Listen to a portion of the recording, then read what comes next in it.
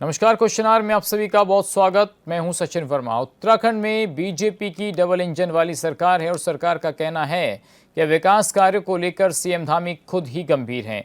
यही वजह है कि बीजेपी के नेता इस बार जोर देते हैं कि उत्तराखंड में तेजी से विकास और जो जनता है उसकी हर आस पूरी होगी। सीएम धामी ने उत्तराखंड में आधारभूत ढांचे के विकास, शहरी और ग्रामीण निकायों और कुंभ मेले की तैयारियों के लिए 1096 करोड़ रुपए स्वीकृत किए हैं। राज्य सरकार का दावा है कि बीजेपी की डबल इंजन वाली सरकार में तेज गति से विकास कार्य किए जा रहे हैं, लेकिन विपक्ष पूछ रहा है कि अगर विकास कार्य हो रहा है तो प्रदेश की जनता परेशान क्यों है। बड़ा सवाल यह है कि उत्तराखंड सरकार ने विकास कार्यों के लिए पिटारा खोल दिया है। डबल इंजन वाली सरकार में विकास की रफ्तार को तेज बताया जा रहा है। शहरी निकायों, पंचायतों, कुंभ के लिए 1096 करोड़ रुपए की स्वीकृति मिली है। शहरी स्थानीय निकाय को प्रथम त्रैमासिक किश्त दी गई है लगभग 328 करोड़ की। इसके अलावा 3 गैर निर्वाचित निकाय को प्रथम छमाही किश्त के लिए 3 करोड़ रुपए की स्वीकृति हुई है। सभी शहरी जो निकाय हैं 331 करोड़ लगभग उसकी धनराशि स्वीकृत हुई है। जिला पंचायतों को प्रथम त्रैमासिक किश्त के रूप में 82 करोड़ रुपए जारी हुए हैं। तो ये पैसा जारी हुआ है उत्तराखंड के विकास के लिए। क्षेत्र पंचायतों को प्रथम छमाही किश्त के तौर पर भी लगभग 75 करोड़ रुपए की स्वीकृति मिली है। सरकार ने ग्राम पंचायतों को 194 करोड़ जारी करने की मंजूरी दी है। सरकार ने पंचायत संस्थाओं के लिए कुल 352 करोड़ की स्वीकृति दी है। नैनीताल के गुरनी नाले पर पुल निर्माण के लिए भी लगभग 9.25 करोड़ रुपए स्वीकृत किए हैं। मोहन बाजार मुक्तेश्वर में कार पार्किंग के लिए लगभग 9 करोड़ से ज़्यादा का बजट स्वीकृत किया गया है। अशासकीय सहायता प्राप्त जो विद्यालय हैं उनके कार्मिकों के वेतन भुगतान के लिए 160 करोड़ रुपए जारी किए गए हैं। कुंभ मेला 2027 की तैयारियों पर भी सरकार का विशेष ध्यान है, विशेष फोकस है और इसके लिए कई महत्वपूर्ण जो परियोजनाएं हैं उनको मंजूरी दी गई है। कुंभ क्षेत्र में कई मार्गों के नवीनीकरण के काम हो रहे हैं जिसके लिए 6 करोड़ को मंजूरी दी गई है। हरिद्वार में सौंदर्यीकरण के लिए 6 करोड़ से ज़्यादा का बजट रखा गया है। स्वीपिंग मशीनों की आपूर्ति और कमीशनिंग के लिए 5 करोड़ से ज़्यादा का बजट लगभग 6 करोड़ की धनराशि रखी गई है। तो ये मुख्यमंत्री पुष्कर सिंह धामी ने राज्य के आधारभूत ढांचे की बात हो, विकास की हो, शहरी एवं ग्रामीण निकायों की बात हो, उसके समेत कुंभ मेले के लिए पूरी जो टोटल राशि बैठती है 1096 करोड़ रुपए की राशि को फिलहाल स्वीकृति दी है। 6वें वित्त आयोग के तहत ही सभी शहरी स्थानीय निकायों को साल 2026-27 की पहली त्रैमासिक जो किश्त है वो जारी की गई है, जिसमें 328 करोड़ रुपए 3 गैर नवनिर्वाचित निकाय को प्रथम छमाही किश्त के लिए 3 करोड़ जारी करने की बात कही जा रही है। तो ये स्वीकृतियां प्रदान की गई हैं आज उत्तराखंड के विकास के लिए, और जिस पर विपक्ष के भी अपने कई सवाल हैं। और सवाल इस बात को लेकर भी है कि करोड़ों रुपए की धनराशि जारी तो हो रही है कि, लेकिन सवाल यह है कि क्या ज़मीनी स्तर पर भी इनका यूज़ हो रहा है और ये तमाम जो घोषणाएँ हो रही हैं ज़मीनी स्तर पर कितनी नज़र आ रही हैं, ये एक बड़ा सवाल है। तो राज्य के त्रिस्तरीय पंचायती राज संस्थाओं को भी बड़ी सौगात दी है। गांव के विकास के लिए बड़ी सौगात मिली है। जिला पंचायतों को प्रथम त्रैमासिक किश्त के तौर पर 82 करोड़ रुपए क्षेत्र पंचायतों को प्रथम छमाही पर जारी किए गए हैं। तो आज इसी पर बात करेंगे कि आखिर उत्तराखंड में तेज़ी से विकास हो रहा है और क्या जनता की हर आस पूरी होगी। इसी को लेकर आज बातचीत करने वाले हैं। कुछ खास मेहमान भी हमारे साथ जुड़ेंगे, लेकिन फिलहाल आपको ग्राफिक्स के ज़रिए बता रहे हैं कि आखिर किस तरीके से क्षेत्र पंचायतों को जो पहली किश्तें जारी की थी वो हमने बताई, और जो छमाही की किश्तें हैं वो जारी हुई हैं 6वें वित्त आयोग की, और सरकार ने ग्राम पंचायतों को किस तरीके से मंजूरियां दी हैं और एक एक का आंकड़ा भी आपकी स्क्रीन पर है। ग्राफिक्स के ज़रिए हम आपको बता रहे हैं कि आखिर किस क्षेत्र में सरकार ने किन घोषणाओं का जिक्र किया है, क्योंकि सरकार का दावा है कि उत्तराखंड में तेज़ी से विकास हो रहा है। विकास सबका साथ, सबके विश्वास के साथ वो आगे बढ़ रहे हैं। इसके अलावा सीएम पुष्कर सिंह धामी का ये भी मानना है कि उनकी सरकार की योजनाओं से आम जनता लाभान्वित हुई है और यही कारण है कि 2027 में एक बार फिर बीजेपी सरकार बनाएगी। तो बीजेपी के नेताओं के बड़े दावे हैं, क्योंकि बंगाल का भी हाल ही में चुनाव हुआ था और उसको जीतने के बाद अब उत्तर प्रदेश और उत्तराखंड पर सबकी नज़रें टिकी हुई हैं। और उत्तराखंड और यूपी को लेकर भी बीजेपी ने कमर कस ली है और खासकर बीजेपी के नेताओं के चेहरे खिले हुए हैं बंगाल चुनाव जीतने के बाद। लेकिन यहाँ पर पहले से बीजेपी की सरकार है, कितना असर यहाँ पर अब पड़ेगा बंगाल की जीत का, और इसके अलावा जो योजनाओं का जिक्र लगातार सरकार की हर घोषणाओं में होता है, उस पर क्या कुछ रहने वाला है।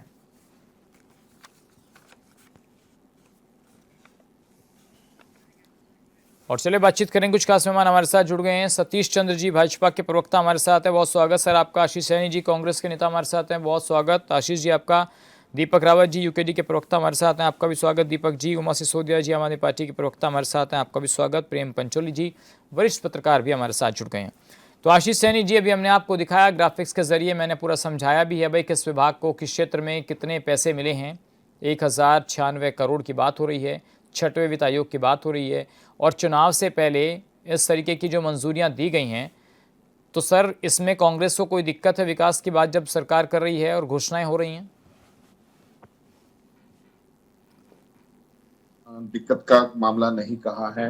निश्चित रूप से राज्य सरकार एक विशेष बजट जारी करके ग्राम सभाओं को और त्रिस्तरीय जो सिस्टम है हमारा जिला पंचायत और क्षेत्र पंचायत का, उसको मजबूत करने का काम कर रही है, तो बहुत अच्छी बात है जी। और बजट अगर इससे भी जो मांगा गया है उससे भी अधिक हो।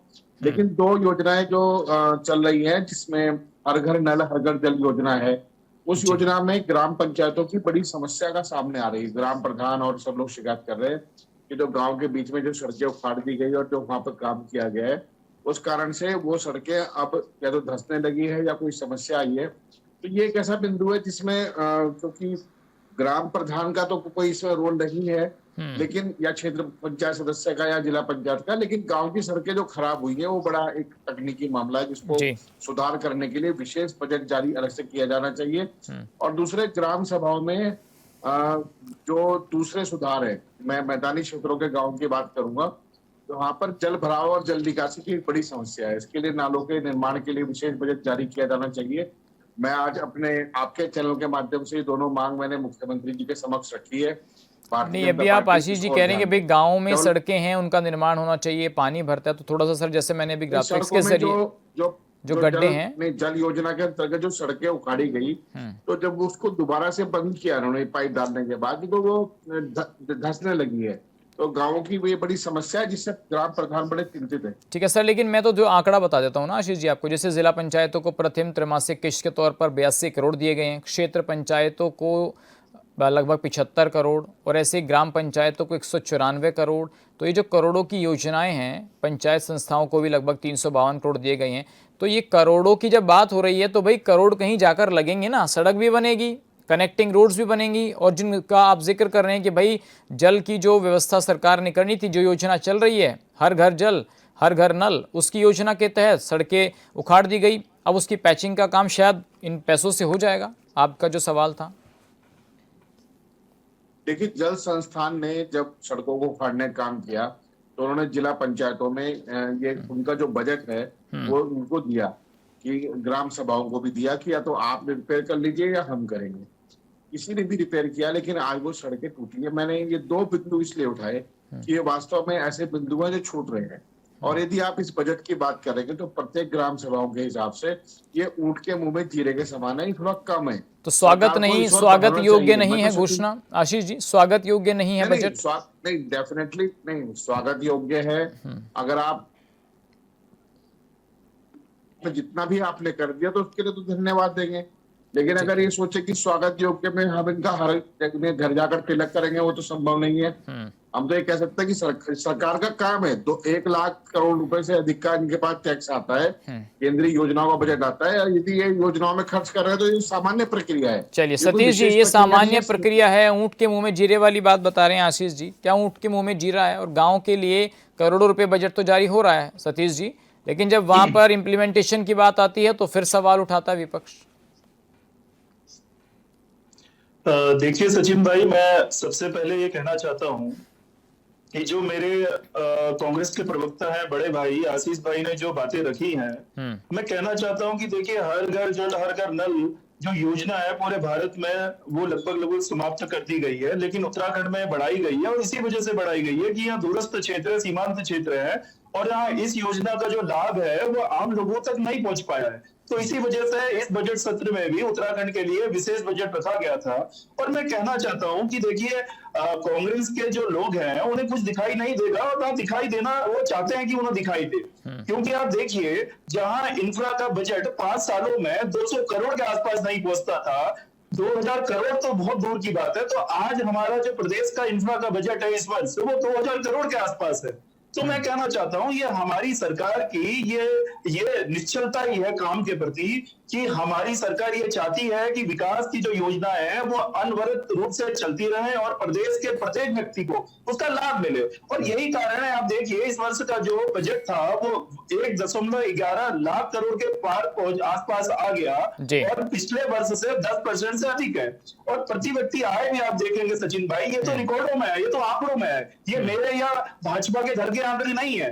अगर कांग्रेस के लोगों को इसमें भी अगर कुछ लगता है कि लेस मात्र भी इसमें कोई मनगढ़ंत कहानी है, तो ये चैलेंज करें उसको कहीं पे भी। लेकिन मैं कहना चाहता हूं, कांग्रेस तो सिर्फ और सिर्फ यहाँ मनगढ़ंत जो घटनाएं हैं उनके राजनीति करना चाहती है। इनके नेता प्रवक्ता उस बात पे किसी फर्जी बात को लेके उलझुल बयान देते हैं, उसके बाद चेहरे छिपाते फिरते हैं, उसके बाद सफाइयां देते फिरते हैं, लेकिन इनके गले से वो चीज बाहर नहीं आ पाती कि हम किस तरह से पुलिस का धन्यवाद करें, किस तरह से हम प्रदेश की सरकार का धन्यवाद करें। और आप जो बोल रहे थे कि स्वागत योग्य नहीं है, ये जो बजट आया है, जो अभी इतनी राशि धनराशि मुक्त करी गई है, तो ये स्वागत योग्य नहीं है, तो उनके मुंह से जवाब नहीं था उनके मुंह में। तो मैं कहना चाहता हूं, हमारी जो सरकार है वो हर जगह, हर क्षेत्र पंचायत में, हर ग्राम पंचायत में, नगर निकायों में विकास करना चाहती है। और जो बजट आया है, चलिए सतीश जी, आपने अपनी बात रख दी, जरा और जो प्रवक्ता हैं जब वो बोलेंगे तो फिर मैं आपको रिस्पॉन्ड करूंगा। सर आप बताइए, दीपक रावत जी, विकास हो रहा है, सरकार नई नई योजनाओं की बात कर रही है, करोड़ों करोड़ बजट की बात कर रही है, जैसा कि अभी कह रहे थे भाई 1,11,000 करोड़ का बजट इस बार जारी हुआ गैरसैंण में, तो ये कहीं ना कहीं तो लग रहा होगा दीपक जी, ऐसा तो नहीं है कि हवाई बातें हो रही हैं सब? सचिन भाई, मुझे लग रहा है कि भारतीय जनता पार्टी की सरकार शायद 6 महीने पहले या 1 साल पहले आई है। क्योंकि अगर ये बात मैं मान लूँ इनकी कि इन्होंने इतना ज़्यादा बजट ग्राम स्तर के स्तर पर पंचायतों को दे दिया है, और पीछे देखता हूँ तो पिछले 2017 से लगातार ये सत्ता में बने हुए हैं, और धामी जी पिछले 5 वर्ष से लगातार बने हुए हैं, 5वां वर्ष चल रहा है उनका जी। फिर भी क्या कारण है कि जो गांव की समस्याएं हैं वो रोड अभी तक बनी नहीं है। डामरीकरण अगर किसी का हो गया है, अगर 5 साल पहले हुआ है तो दोबारा जाके आप गाँव देख के आइए, टूटी फूटी रोड है। मैं स्वयं अपने गांव की बात करता हूँ, पौड़ी जिले का सबसे बड़ा गांव है। आप नोट कर लीजिएगा, जब आपका टर्न आएगा तो आप बोलिएगा। सतीश जी नोट करिएगा, और मुख्यमंत्री जी को बता दीजिए, पौड़ी जिले का सबसे बड़ा गांव है निसणी गांव, पट्टी पैडिलसियों। 5 साल पहले उसकी रोड बनी थी, और आज तक जब मैं अभी हाल ही में मैं एक शादी समारोह में गया था, पूरी टूटी हुई रोड है, कोई भी उस रोड का इस्तेमाल नहीं करना चाह रहा, ताकि उनकी जो टायरों की जो लाइफ है वो कम हो जाती है जब पहाड़ों में जाते हैं। अब अगर आप बताइए, इतने ज्यादा बजट इस साल का है, तो पिछले साल कहां गया था वो बजट ग्राम पंचायत का? उससे पहले पंचायत का कहां गया? पहली बार 1 साल पहले हुआ है क्या ये? सरकार भारतीय जनता पार्टी की 1 साल पहले आई है क्या? मैं पिछले 5 वर्षों से लगातार हर वर्ष जा रहा हूं, रोड वैसी की वैसी है, दोबारा से डामरीकरण नहीं हुआ उसका। ये अनुभव मेरे अपने गांव का है, लिखित में रखिए। तो यही बात मैं बताना चाह रहा हूं कि ये तो सुक्रिय मात्र पौड़ी से 10 किलोमीटर की दूरी में है मेरा गांव। तो जो सुदूर 150 किलोमीटर पौड़ी की दूरी में होगा, 100 किलोमीटर की दूरी में होगा, पौड़ी तो बड़ा जिला है, तो वहां क्या स्थिति होगी, वहां क्या स्थिति है उस गांव की? जब मैं सोचता हूं, तो जब यहां पर ये सरकारी आंकड़े करोड़ों के देते हैं, तो अरे आप दीजिए, तो उस गांव की पक्की सड़क क्यों नहीं बन रही है? डामरीकरण हर 5 साल में दूसरे तीसरे साल क्यों नहीं हो पा रहा है? हर साल बजट जाता है ना, या सिर्फ चुनावी वर्ष में जाएगा? कहने का मेरा सिर्फ अर्थ है कि एक गांव में अधिक समस्याएं बहुत हैं। आप एक अच्छा सा स्वास्थ्य केंद्र देख लीजिए। मैं स्वास्थ्य में अभी आया नहीं हूं, विकास की बात हो रही ना, स्वास्थ्य में नहीं आया।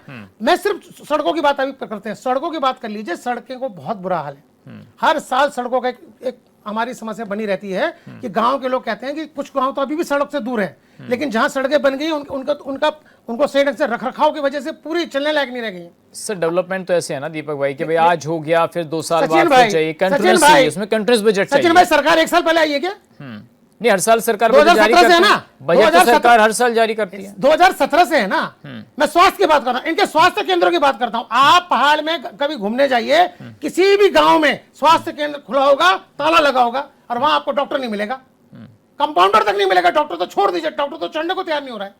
जब आप गांव के किसी आदमी को सड़क आपने काट के दे दी, सड़क का एक बार डामरीकरण कर दिया, फिर 5 साल तक आप उसको बना नहीं रहे हैं, सड़क आप उसको सही नहीं दे रहे हैं। स्वास्थ्य के मामले में आप हैं, बेरोजगारी के मामले में आपका आंकड़ा सबसे बुरा चल रहा है। 9 लाख बेरोजगार हैं, 66,000 सरकारी पद हैं जिसको आप भर नहीं पा रहे हैं।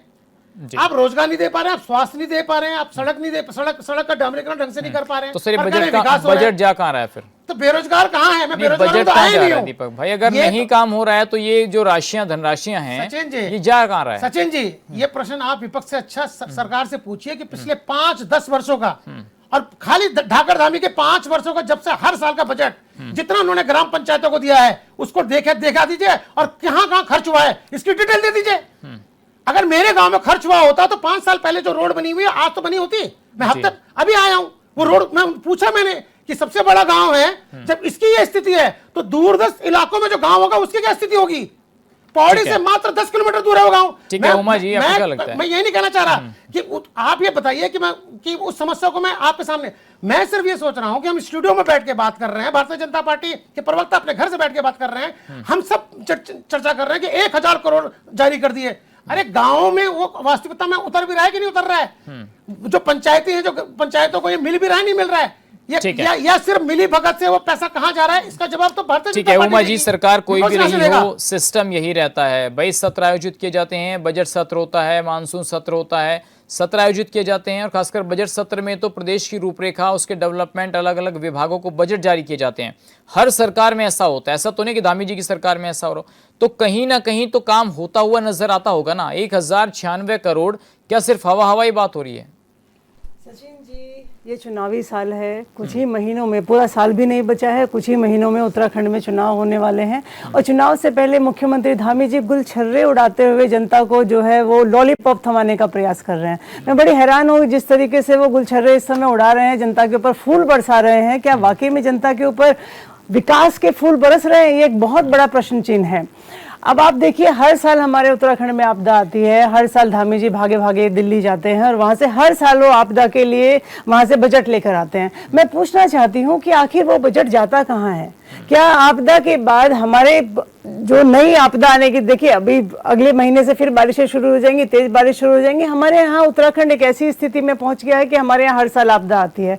हर साल हमारे यहाँ जो 3-4 महीने हमारे यहाँ बरसात के होते हैं, सभी ईश्वर का धन्यवाद करते हुए ये कहते हैं कि ये बरसात का जो टाइम है ये आराम से गुजर जाए। हर साल आप दिल्ली जाते हैं, हर साल आप पैसे लेकर आते हैं, उसके बाद वो पैसे कहाँ लगते हैं? अभी दीपक भाई ने बोला एक सड़क बनाने में आपको 5-5 साल लग जाते हैं, तो आपका ये बजट, आपका वो आपदा वाला बजट, और उसके बाद आपका इन्वेस्टर समिट के वो 3,000 करोड़ का MOU साइन हुए थे, वो वाला बजट, वो सब बजट लगता कहाँ है भाई? ये प्रश्न तो ये सबका प्रश्न सतीश जी नोट कर रहे होंगे और इतना पैसा आने के बावजूद भी उत्तराखंड की, देखिए अभी हम लोग स्कूलों पे बात करें, हम लोग वहाँ के स्वास्थ्य केंद्रों पे बात करें, हम लोग सड़कों पर बात करें, हम लोग बेरोजगारी पर बात करें, 2 घंटे तक भी अगर हम लगातार बोलते रहेंगे तो भी बीजेपी की जो सतीश चंद्र जी हैं वो लिखते लिखते परेशान हो जाएंगे। विपक्ष के बाद इतने सारे क्वेश्चंस हैं। अभी आप ही के जो नीचे लाइन चल रही है उसमें लिखा हुआ है कि सभी सरकारी विभागों को निर्देशित किया गया है कि जितने रिक्त पद हैं उनकी सूची बनाई जाए। भाई पिछले 4.5 साल से क्या कर रहे थे? अब तुम्हें चुनाव के 6 महीने पहले ध्यान आया कि अभी रिक्त पदों की भी सूची बना ली जाए और हर विभाग से पूछा जाए कि रिक्त पद कितने हैं। मतलब शर्मनाक है और दर्दनाक है। उत्तराखंड के साथ इतना भद्दा मजाक कि अब चुनाव से 6 महीने पहले आप रिक्त पदों की सूचियां बनाने के लिए आपने अपने सरकारी विभागों को बोला है। 5 साल कुछ नहीं हुआ। 5 साल कुछ नहीं हुआ। ठीक है, मैं कमेंट सर आपसे लेना कब वो चाहूंगा, सरकारी सूचियां बनेंगी, कब वो रिक्त पदों के लिए भर्तियां निकलेंगी, कब उन पे एग्जाम्स होंगे, कब वो लोग बच्चों को भर्ती किया जाएगा? मतलब हेड्स ऑफ है धामी जी को कि किस तरीके से आप लोग काम कर रहे हैं। ठीक है, प्रेम पंचोली जी, जो घोषणाएं हो रही हैं, क्या ये महज चुनावी घोषणा पत्र है या चुनावी जो साल है उसमें ही ये सौगातें बांटी जा रही हैं? इसका जमीन पर कितना असर पड़ेगा? नहीं, चुनावी घोषणा तो चुनाव तो आते हैं 5 साल बाद, और 5 साल पहले चुनाव की तैयारी भी 1 साल पहले हो जाती है। तो ऐसा नहीं कि कोई सरकार आए और चुनाव के दौरान अपनी घोषणा या अपने विकास के काम को रोक दे कि उन पे आरोप लगेंगे, एलिगेशन लगेंगे, ऐसा तो है नहीं। आज तक जितनी भी सरकारें आई उनका काम करने का तरीका यही है लेकिन यह है कि किस सरकार ने जनता के विश्वास को कितना जीत पाया और किसने नहीं जीत पाया। जो नहीं जीत पाए वो चुनाव हार जाती है। बीजेपी ने जीता, तो बीजेपी ने जीता तो इसलिए सत्ता में है, काम कर रही है, तो काम आगे कर जीतेगी रही कि है। नहीं आगे तो वो तो चुनाव के दौरान बताया और अभी जाएगा। जीता है पिछले 17 से अब तक हाँ, अभी तो क्यों नहीं जीता, चल रहा है काम। हाँ, वो तो जीत रही है। विपक्ष कांग्रेस सवाल भी उठा रहा है, लेकिन उसका कुछ शायद जनता उसके पर अभी कई असर एग्जाम्पल है, हो नहीं रहा है। कई एग्जाम्पल है। आपने कहा कि मैं ब्रेक में जा रहा हूँ, लेकिन मेरी एक लंबी बात है एग्जाम्पल के तौर पे कि विफलता कहाँ पर आती है। आप हमारे एक उत्तराखंड में एक सड़क बनी थी और जिस सड़क में स्थानीय लोगों ने कहा कि यहाँ मजदूर स्थानीय होंगे, और वो कंपनी जो थी बेचारी उसने स्थानीय मजदूरों को रखा, लेकिन उस स्थानीय मजदूरों ने काम नहीं किया और 22 लाख रुपए की दाल खाई।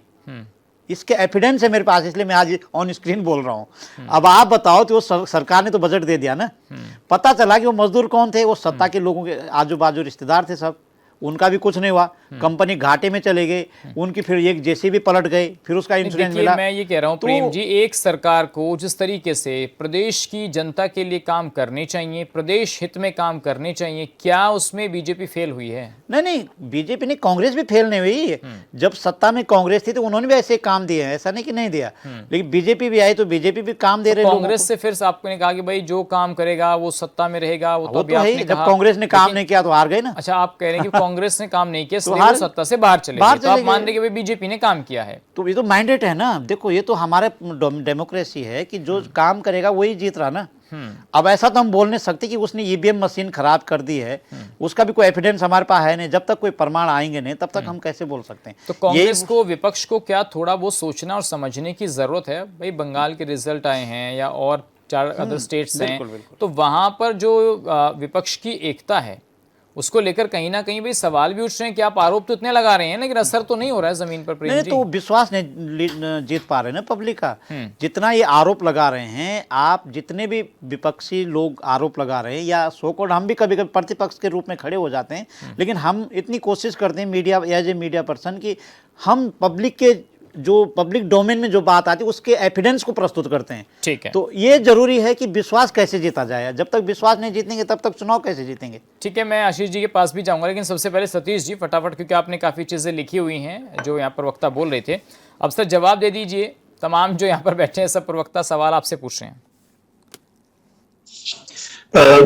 देखिए सचिन भाई, मैं सबसे पहले कहना चाहता हूं कि अगर ये बात बोल रहे हैं कि क्या ये सरकार 1 साल पहले आई है, ये 2 साल पहले आई है, ये घोषणाएं आज क्यों हो रही हैं, मैं कहना चाहता हूं हमारी सरकारों ने तो, चाहे वो राज्य सरकार हो चाहे वो केंद्र सरकार हो, हमेशा ही घोषणा करी है और उनको पूरा भी करा है। सिर्फ घोषणाएं करने का कार्य हमारी सरकारों ने नहीं करा है। लेकिन अब ये लोग अगर धरातल पे रह के कुछ चीजें देखेंगे या समझेंगे तो ही इन्हें पता चलेगा।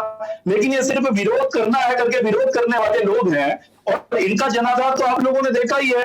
जो 2 अन्य पार्टियों के प्रवक्ता जो बोल रहे थे, जो मेरे एक बड़े भाई हैं और एक मेरी बड़ी दीदी है, तो मैं कहना चाहता हूं, तो जनता ने उनको दिखाया है मैंडेट देके कि उनका यहाँ पे क्या वर्चस्व है। तो ये तो जनता की अदालत है, हम यहाँ पे क्या बोल सकते हैं। अब ये जनता की अदालत में 2027 में और जाएंगे तो इनको पता चल जाएगा कि इनका किस तरह से जनता के मुद्दे उठाते हैं और उस पर कार्य करते हैं। लेकिन मैं कहना चाहता हूँ, इन्होंने ऑल वेदर रोड नहीं देखी, इन्होंने दिल्ली से एलिवेटेड रोड नहीं देखी, दिल्ली में जो ट्रेन चल रही है वो उत्तराखंड में ट्रेन जो चल रही है वो नहीं देखी। तो इन्होंने देखा क्या है। और तो जो प्रधानमंत्री ग्रामीण सड़क योजना में आपने देखा होगा कि हमारे गांवों की इतनी अच्छी कनेक्टिविटी हो गई है, उत्तराखंड की कर रहा हूँ। और आप लोगों को देखिए, मैं उत्तराखंड की बात कर रहा हूँ, मुझे लगता है कि आपके जो नेता है दिल्ली छोड़ के पंजाब चले गए हैं, तो अब आपको लगता है कि उत्तराखंड की बात यहाँ पे नहीं हो रही है। देखिए, मैं उत्तराखंड की बात कर रहा हूँ क्योंकि ये दोनों रोड जो है उत्तराखंड से कनेक्टेड है, चाहे वो ऑल वेदर रोड बोलते हैं चाहे वो एलिवेटेड रोड बोलते हैं आप, ठीक है। लेकिन अगर आप इस चीज को नहीं समझ रहे हैं, आंख में पर्दा लगा के बैठे हुए हैं, तो इसमें और क्या बोल सकता है कोई। जी ठीक है सतीश जी, अब देखिए विपक्ष ये भी आरोप लगा रहा है, बता देंगे जरा। जी आशीष जी कुछ कह रहे हैं आप? एलिवेटेड रोड कहाँ पर बनाई है बता देंगे? दिल्ली वाली आशीष भाई, जो आपके नेता देहरादून से दिल्ली जा रहे हैं, एलिवेटेड रोड आपसे यही बता देंगे। रोड बना दिया आपने।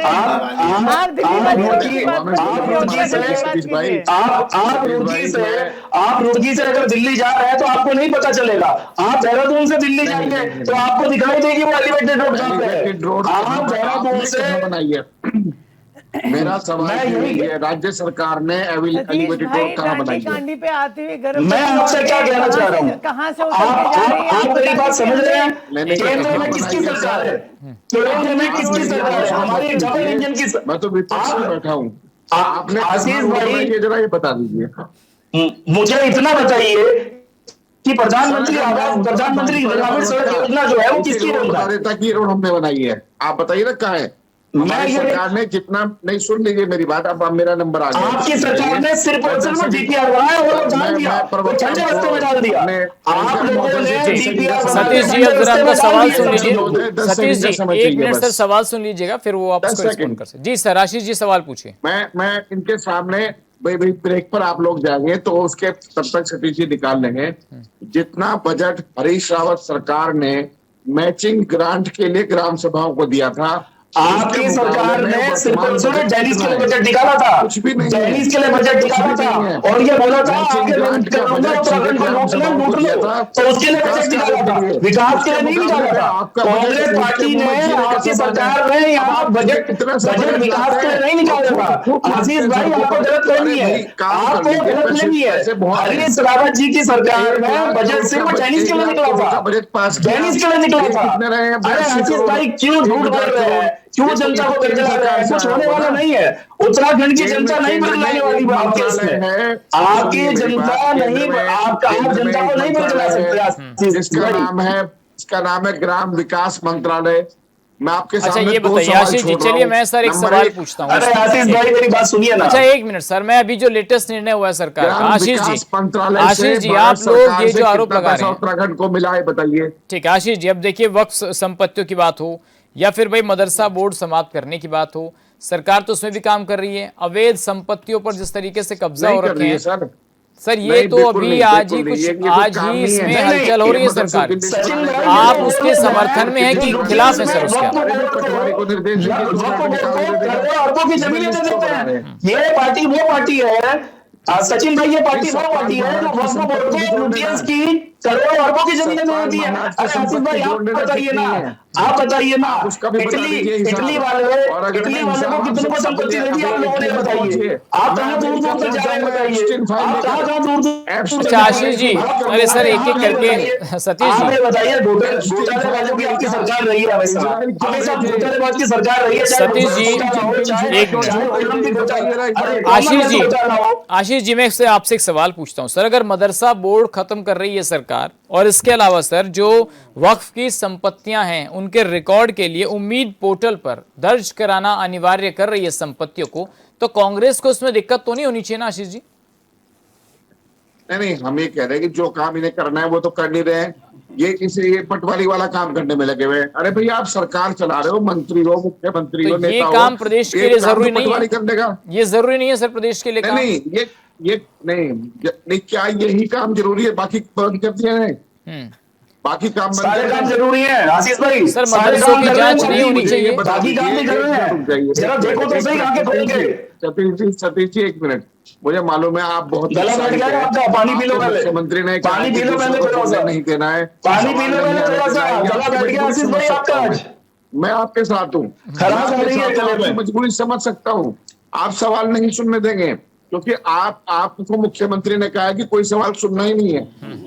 मैं आपसे एक सवाल पूछ रहा हूँ, आप बताइए तो सही। वक्फ बोर्ड की बात की ना, मैं कह रहा हूँ देहरादून के 82 स्कूल आपके डीएम ने लिख कर कहा है कि जर्जर भवन खड़े हैं, बताइए कितना बजट जारी हुआ, बोलिए चलिए। वक्फ बोर्ड में घुस रहे जाकर। आशीष भाई स्कूल आपके देहरादून की बता रहा हूँ, 2000 स्कूल आपने पूरे प्रदेश में बंद कर दिए। सर जल्दी जवाब दीजिए, फिर मुझे और गेस्ट के पास जाना है। अब ठीक है आशीष जी, आपने सवाल पूछे, जवाब ले लेते हैं, जल्दी बोलिए सतीश जी फटाफट आप। आशीष भाई मैं ये कहना चाहता हूँ, आपकी जो भी गिला शिकवा है, आपकी पार्टी की जो शिकायतें हैं उनमें कार्य हो रहा है, जहां कहीं भी कमी पेशी है आपको आने वाले समय में उनमें भरपाई होते हुए दिखाई देगी। और ये निश्चिंत रहिए 2027 में आपके पास मुद्दे बचने वाले नहीं है, आप बस इन्हीं मुद्दों पर उलझते रहिए, आप सिर्फ और सिर्फ फर्जी मुद्दों पर उलझते रहिए, आपके सारे सवालों का जवाब। ठीक है, आप बताइए दीपक रावत जी, अगर सरकार ये चाहती है कि अल्पसंख्यक समुदाय के बच्चों को भी अच्छी शिक्षा मिले, गणित विज्ञान कंप्यूटर की शिक्षा मुसलमान बच्चे लें, तो इसमें विपक्ष को दिक्कत क्या है? विपक्ष को अगर सरकार मुख्य धारा से मदरसों को जोड़ रही है, बोर्ड सचिन खत्म जी, कर रही है, हिंदुओं के बच्चों को शिक्षा क्यों नहीं दे रहे? गरीब हिंदुओं के बच्चों के भवन क्यों नहीं बना रहे? सर लिटरेसी रेट भी तो देखिए ना आशीष जी कि हिंदुओं की किसमें बात कितना क्यों नहीं है। करते? अब ये 80% हिंदुओं का ठेका लेकर आए और आज उनके काम के नाम पर पीछे भाग रहे हैं। अरे आपने मुस्लिमों को ठेका क्यों दिया, तो ये बताइए ना, आपने एक मुस्लिमों मिनट को सर ठेका लिया है क्या? प्लीज, बीजेपी और कांग्रेस के तमाम जो सम्मानित मेरे प्रवक्ता हैं, 1 मिनट के लिए थोड़ा शांत हो जाइए, औरों को सुनेंगे तो आप रिस्पॉन्ड कर पाएंगे। सतीश जी, ये प्रदेश बहुत ही विषम इस परिस्थितियों में है। पहाड़ी प्रदेश है और जंगल भी बहुत ज्यादा है और यहाँ के पहाड़ों का जीवन बहुत कठिन है, विषम है। लेकिन जब से ये प्रदेश बना 9 नवंबर 2000 के बाद, यहाँ पर 2 ऐसी समस्या थी जो बहुत ज्यादा विकट हो रही थी, इस प्रदेश के लिए बहुत घातक हो रही थी और जो पूर्व की सरकारें थी उनका ध्यान इस तरफ गया ही नहीं जी। और वर्तमान सरकार का ध्यान इस तरफ गया। इसके लिए रातों रात इन्होंने अध्यादेश लाए हैं। एक था यूसीसी वाला, उसमें क्या हो रहा था कि जो 16-17 साल के लड़के लड़कियां थी वो लिव इन रिलेशन में रह रहे थे और बहुत बड़ी समस्या हो गई थी हमारे उत्तराखंड के लिए। मतलब इतनी बड़ी समस्या हो गई थी, उसके आगे बेरोजगारी भी खत्म हो गई थी, पलायन भी खत्म हो गया था, स्वास्थ्य भी खत्म समस्या रह गई था और शिक्षा की व्यवस्था भी सब खत्म हो गई थी। नहीं आना चाहिए था वो। देखिए रातों रात सरकार ने निर्णय लिया, आ गया। अब वो आराम से रह सकते हैं, सर्टिफिकेट मिलेगा, सरकार सर्टिफिकेट देगी, आप देख लीजिए। बहुत बड़ी समस्या थी। उसी प्रकार से एक और समस्या आई कि जो अल्पसंख्यक जो मदरसे थे, अल्पसंख्यक अब शब्द आया है, पहले मदरसे जो थे, उत्तराखंड मदरसा बोर्ड जो था उसको खत्म कर दिया गया। अब भारतीय जनता पार्टी चाहती है कि एक हाथ में कुरान और एक हाथ में कंप्यूटर हो। निश्चित रूप से अच्छा विचार है और ये होना भी चाहिए। और हर जो बच्चा हो, चाहे वो किसी विशेष धर्म का आता हो, उसको पूर्णतः ये अधिकार है, शिक्षा का अधिकार है और उसको अच्छी शिक्षा मिलनी चाहिए। लेकिन मैं पूछना चाहता हूं बड़े विनम्र तरीके से, वही सरकार हर साल हमारे स्कूल बंद हो रहे हैं पहाड़ों की, वहां की उस बच्चों की बात कौन सुनेगा? हर साल वहां पर व्यवस्थाओं के नाम पर, टीचरों के नाम पर वर्तमान सरकार, शिक्षा मंत्री कोई सॉल्यूशन नहीं निकाल पा रहे हैं और लगातार स्कूल बंद होते जा रहे हैं। उस बच्चे के बारे में भारतीय जनता पार्टी कब विचार करेगी? कब कोई अध्यादेश लाएगी? कब कोई जिम्मेदारियां जो जिम्मेदारियों के अंदर मंत्रियों को लाएगी? यहां जब बात आती है तो हम कहते हैं जब आप ये क्या करना, आप जो ये मदरसे उत्तराखंड का जो ये लाए हैं आप अल्पसंख्यक education board, Bharatiya Janata party इस करना क्या चाहती है? इसके हाथी के दांत कुछ और दिखाने की कुछ। मैं विशेष रूप से आप बताऊंगा इससे क्या होगा। देखिए बताता हूं ना, अल्पसंख्यक, एक अल्पसंख्यक करके आज से पहले सिर्फ एक विशेष धर्म के लोग थे मदरसे में, अब अल्पसंख्यक के अंदर सभी लोग आ गए हैं। मैं पूछना चाहता हूं मदरसे में नहीं, ये थोड़ा सा गलत सर। ईसाई मदरसे में क्यों जाएगा? मैं कुछ और बोल रहा हूं। अगर आप अल्पसंख्यक की बात कर रहे हैं, अब ये अल्पसंख्यक बोर्ड बन गया है, अल्पसंख्यक सभी के लिए है, ईसाइयों के लिए भी है, पंजाबियों के लिए भी है और जैनियों के लिए भी है, उनके स्कूलों सबके लिए। अब ये अल्पसंख्यक एजुकेशन बोर्ड है। सर मदरसे के अलावा कौन से धर्म के अलग स्कूल हैं? भाई ईसाई का है तो सब बच्चे पढ़ रहे हैं उसमें, हर धर्म के पढ़ रहे हैं। मेरा क्या कहने का मतलब है, भारतीय जनता पार्टी का यूकेटी के अलावा कौन सा अल्पसंख्यक समुदाय है विरोध करने? कौन सा अल्पसंख्यक समुदाय? सुन लीजिए ना, आप लोगों ने क्या कहा कि जो वक्फ पोर्टल में नहीं डाला उसको हम अधिग्रहण करेंगे। तो सर गलत क्या है? सर गलत क्या है? चलिए उमा जी, अगर हाँ एक मिनट, उमा जी, अगर मुस्लिम बच्चे पढ़ रहे हैं, मदरसों पढ़ रहे हैं, आपको भी पता है कि पहले क्या होता था। वही पुराने जमाने में आइए, कहीं भी आपको खाली जगह मिली वहां पर आप टेंट लगाइए, फिर धीरे धीरे वहां चंदे की रसीद रखिए, रसीद से आप खड़े कर दीजिए मदरसा और मस्जिद। तो ये जो बिना संपत्ति, कहीं की नाम किसी का, कब्जा किसी का, तो अगर सरकार कार्रवाई करती है तो उसमें विपक्ष को दिक्कत क्या? आप कहिए कि नहीं उत्तराखंड की जमीन खाली करानी चाहिए सरकार। ऐसा कोई उदाहरण है ही नहीं। पूरी तरह से इस बात के साथ सरकार के साथ है कि उत्तराखंड की किसी भी भूमि पर, इंच भर भूमि पर, नोक के बराबर भूमि पर भी किसी का अवैध कब्जा नहीं होना चाहिए।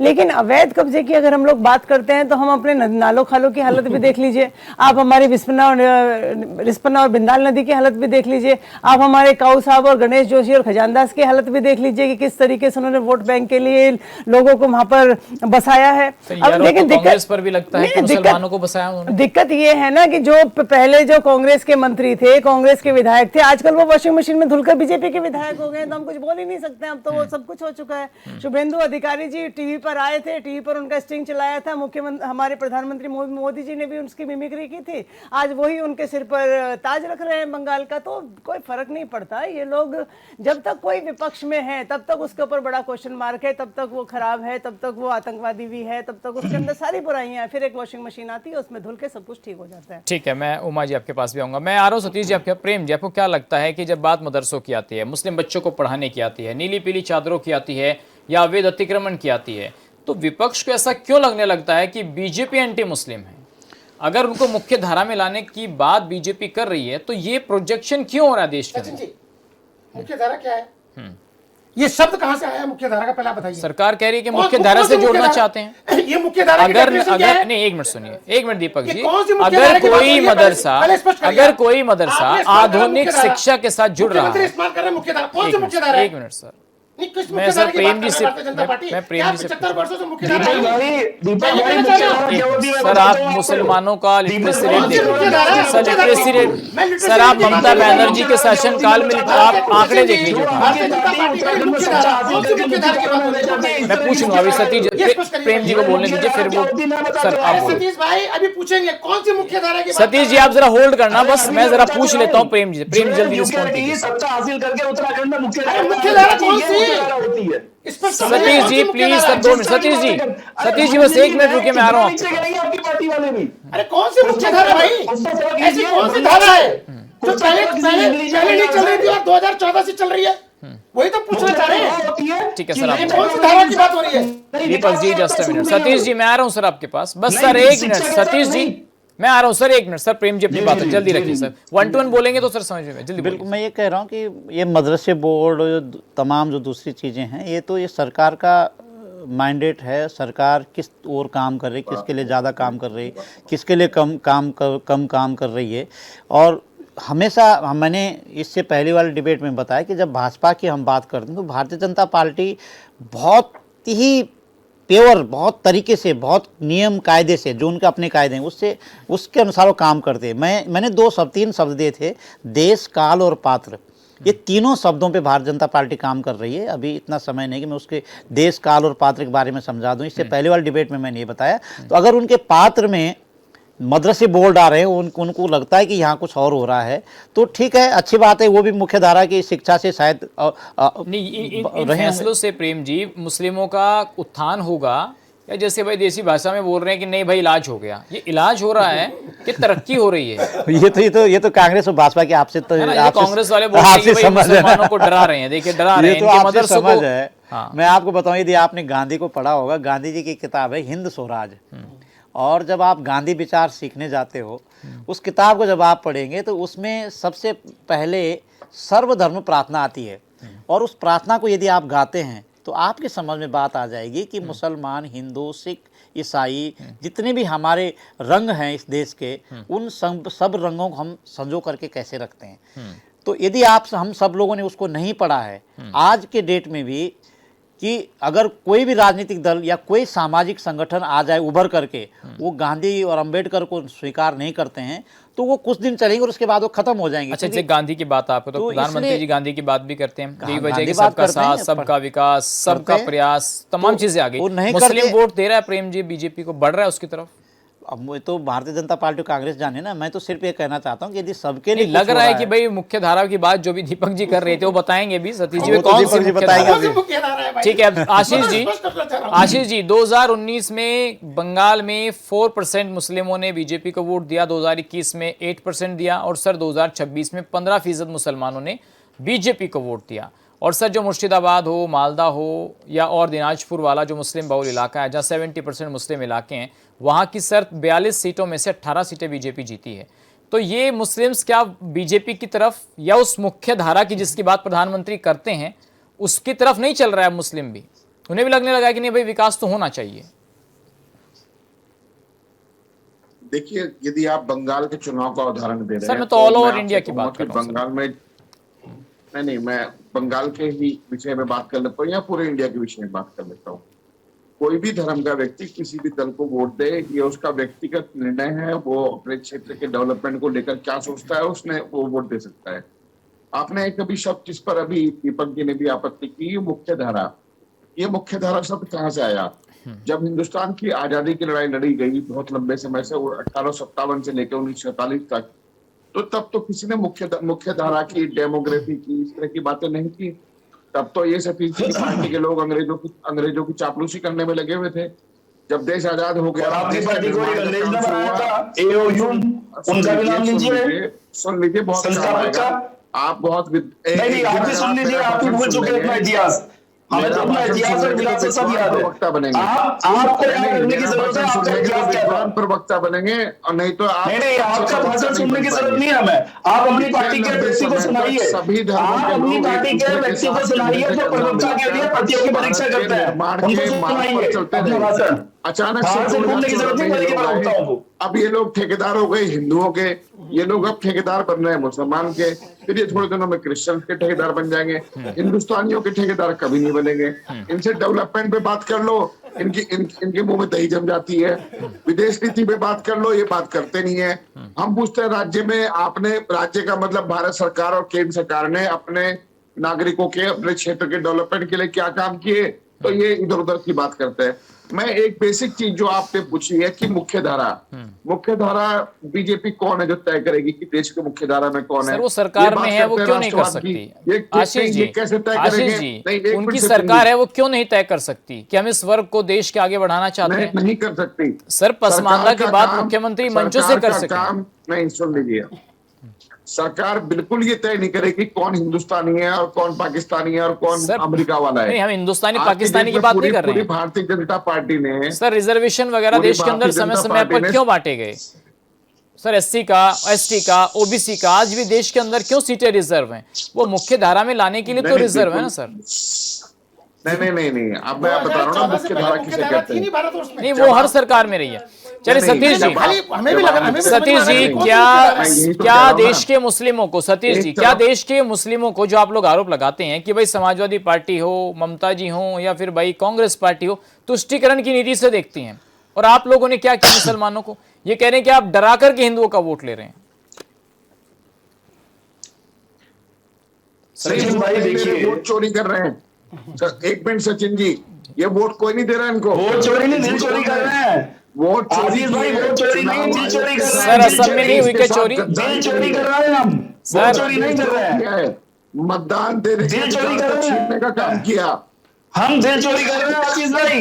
मतदान, हम दिल, पानी पी लीजिए, पानी पी लीजिए, पहले पानी पी लीजिए। मतदान के अधिकार को छीना है, पानी पी लीजिए पहले। चोरी की है, लोकतंत्र की हत्या करी है, और चुनाव केरल में, अरे आशीष जी केरल में नहीं हुई क्या? सर केरल में और तमिलनाडु में चोरी नहीं की?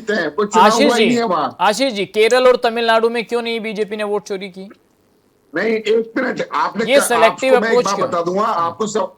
एक मिनट मुझे दे दीजिए जरा। सचिन भाई, राहुल गांधी जी ने बहुत मेहनत करी थी, केरल की वोट चोरी कैसे हो सकती है? राहुल गांधी जी ने इतने सतीश जी एक मिनट जरा सुन लेते हैं। कीजिए आप नैरेटिव सेट नहीं करेंगे। सतीश जी एक मैं बता रहा हूँ, मुझे बताइए कि बंगाल में 27 लाख वोट ट्रिब्यूनल के सामने वोट के अधिकार के लिए खड़ी है।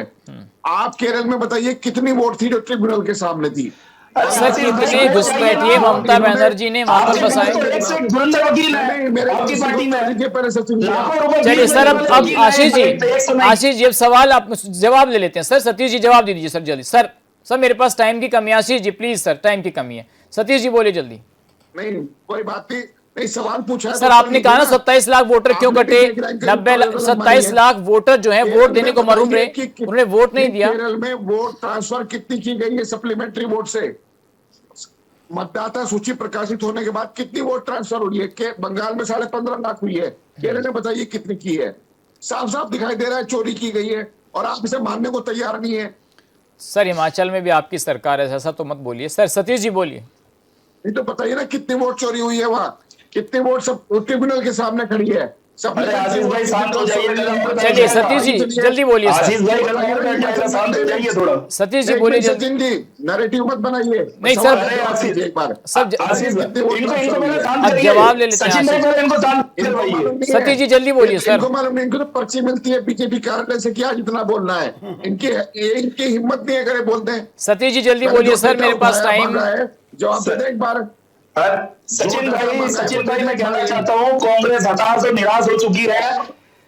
चलिए सर, मेरे पास समय का अभाव है। बहुत शुक्रिया आशीष जी, सतीश जी, प्रेम जी, दीपक जी, उमा जी, तमाम जो मेहमान हैं, आप सब ने अपनी बात रखी, बहुत शुक्रिया। अब सवाल यह है कि तेजी से विकास हो रहा है और क्या जनता की हर आस पूरी होगी? आज के लिए बस इतना ही, नमस्कार।